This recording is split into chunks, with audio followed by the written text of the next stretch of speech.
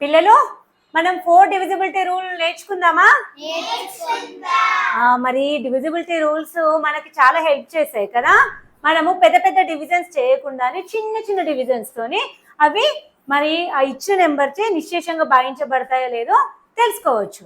మరి మనము 4 divisibility rule ఎలా అంటే చూడండి, ఇక్కడ ఏం ప్లేస్?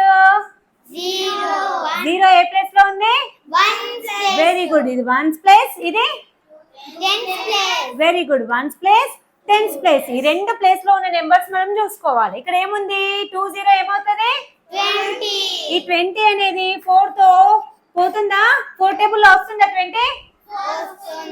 ఎప్పుడు? 4 5 వెరీ గుడ్, 4 5 20. సో 0 వచ్చింది కదా. సో ఈ రెండు నెంబర్స్ 4 చే నిశ్శేషంగా భావించబడితే ఈ నెంబర్ మొత్తం కూడా 4 చే నిశ్శేషంగా భావించబడుతుంది. ఇదొకటి. ఇంకొకటి ఏంటి రూలు?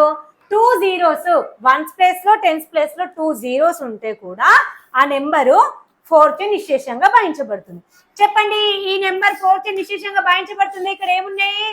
2 8 28. 4 టేబుల్ 28 వస్తుందా? వస్తుంది.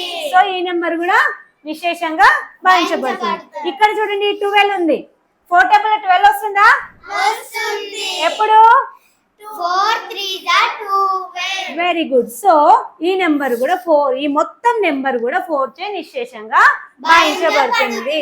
1's ప్లేస్ 10's ప్లేస్ చూసుకోవాలి. ఈ రెండు నెంబర్స్ 4 చే డివిజిబుల్ కావాలి. And one more thing, 1's place 10's place లో 2 zeros ఉంటే కూడా ఆ నెంబర్ 4 చే నిశ్శేషంగా భావించబడుతుంది. అర్థమైందా? Very good.